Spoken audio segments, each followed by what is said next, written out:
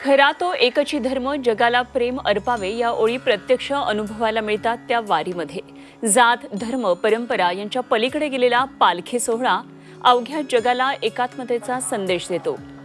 आज देहूमध्ये इनामदार वाड्यातून पालखी पंढरपूरकडे मार्गस्थ झाल्यानंतर 350 वर्ष जुनी परंपरा असलेल्या हिंदू मुस्लिम ऐक्याचं प्रतीक असलेल्या हजरत अनगड शाह वली बाबा दरगाहवर मानाची पहिली आरती आणि काही वेळासाठी पालखी विसावा या ठिकाणी करण्यात येतो।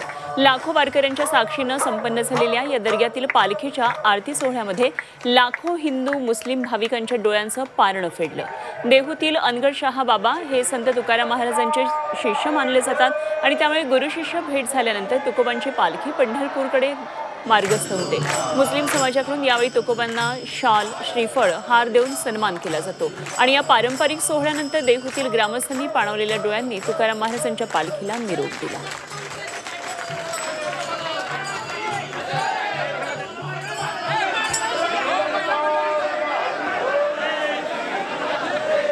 आणि याच अनगड शाह वली बाबा दर्ग्यातून आढावा घेतलाय आमच्या प्रतिनिधी चैत्राली राजापूरकर यांनी।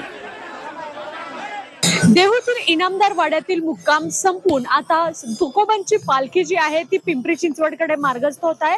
तत्पूर्वी तुकोबांचा समाज आरती जी आहे ती अनगड शाह वली बाबा या दर्ग्याच्या इथल्या दर्ग्याजवळ होत असते। याच ठिकाणी आपण पाहतोय की अनगड शाह वली बाबा या दर्ग्याजवळ सर्व मुस्लिम बांधव जे आहेत ते तुकोबांच्या पालखीच्या स्वागतासाठी सज्ज झाल्याचं पाहायला मिळत आहे। एकंदरीतच जर हा पाहिलं तर हिंदू मुस्लिम ऐक्याचं हे प्रतीक खरं तर म्हणावं लागेल।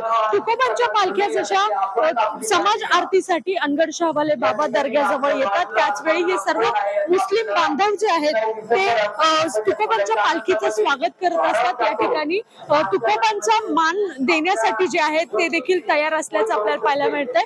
तुकोबांची पालखी या ठिकाणी आल्यानंतर या मुस्लिम समाज बांधवांकडून या पालखीचं स्वागत केलं जातं। तुकोबांच्या पालखीचा आणि तेथील संस्थांचा सन्मान केला जातो। त्यामुळे हे हिंदू ऐक्याचं प्रतीक पाहण्यासाठी सर्व पंचक्रोशीतून वारकरी भक्त जे आहेत ते दाखल झालेले आहेत। चैत्राली राजापूरकर, झी मीडिया, देहू। तर देहूतून निघालेला हा पालखीचा सोहळा असाच मजल दर मजल करत पंढरीच्या दिशेनं आता पुढे जात राहिलाय। तर वारी हे खरं तर मराठी संस्कृतीचं परंपरेचं एक वैभव म्हणता येईल आणि असा हा अनुपम्य सोहळा जगाच्या पाठीवर खरं तर कुठेच दिसत नाही।